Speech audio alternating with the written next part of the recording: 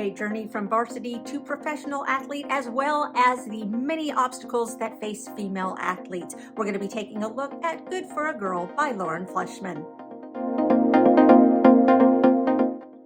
Hello, fellow geeks, and welcome back to Running Geek Girl. My name is Heather, and I am glad you are here. Welcome to the RGG Book Club, where I take a look at books that have been suggested to me, mostly books that are about running and fitness. And this time we are going to be taking a look at a book that has been very highly requested, and that is Good for a Girl by Fleshman.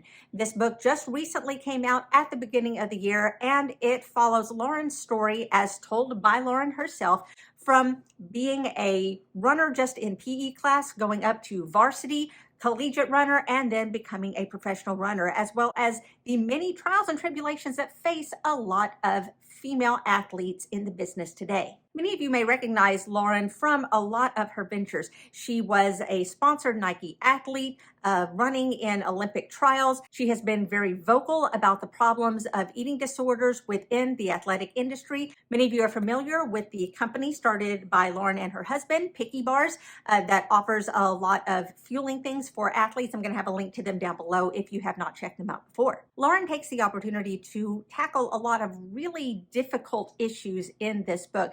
And these are things that really do need to be discussed. So I'm very glad that she put them out here. She starts off by talking about when she realized that running was her passion, when she felt freer when she ran, and just kind of the feeling that she got from running, and then about some of the changes that happened once she hit puberty. Now, since the coaching field is dominated by the males, there are a lot of them that are not very equipped to be able to talk to their female athletes about problems like puberty, shift in hormones, menstrual cycles, and things like that. A lot of times they will get some sort of an assistant in order to help deal with the girls, but a lot of times those assistants end up being just really glorified secretaries or chaperones, just to make sure that there's no misconduct that's going on. And so a big pitfall that happens is that these coaches will expect the females to also progress the way that male athletes do, which is in a linear fashion. Whereas since females are trying to deal with various hormone shifts in their bodies through of course, the onset of puberty, and in early to mid 20s have to deal with your body shifting into an area of peak fertility, then you are going to usually plateau at that area. And from there, you can either go back down or come back up. But a lot of female athletes are not mentally equipped to deal with that. They think that maybe there's something wrong because all of a sudden they're seeing themselves stall, whereas their male counterparts are not. And that there needs to be more discussion in the industry about how to help girls deal with that before they deal with it in unhealthy ways.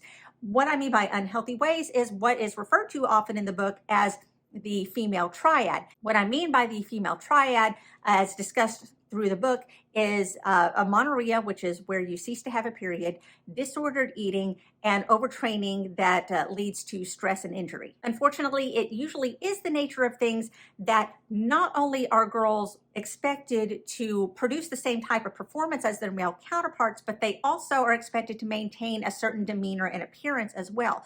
So a lot of these girls will be very confused about what is happening to their bodies. And so a lot of these girls will try to take more control over what's happening to their bodies so that they can continue to see linear progress. And so a lot of that turns to a lot of disordered eating, whether they recognize it or not.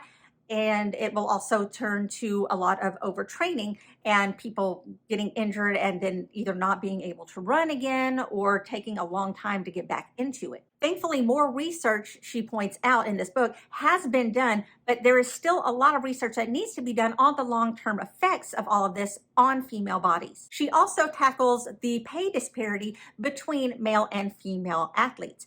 When she finished the collegiate level and was ready to move on to the professional level, she saw the six figures that her male counterparts were being offered, whereas she was being offered maybe around $25,000. She had to really fight and negotiate in order to get what she felt to be a fair contract, but it was still considerably less than all of her male counterparts. She also had to deal with a lot of the over-sexualization of female athletes to begin with, mostly because most sports companies will kind of look at the fact that women athletes are just meant to bring in male viewership, and not so much to be a role model for younger female athletes. Lauren also talks a whole lot about her fights with various companies in order to try to show strength as being something attractive. Instead of using models to model athletic gear, why not use your actual athletes with all of their muscles and how they look, and show that strength and athleticism can be beautiful. Lauren does a fabulous job in this book of not only describing the external factors that were affecting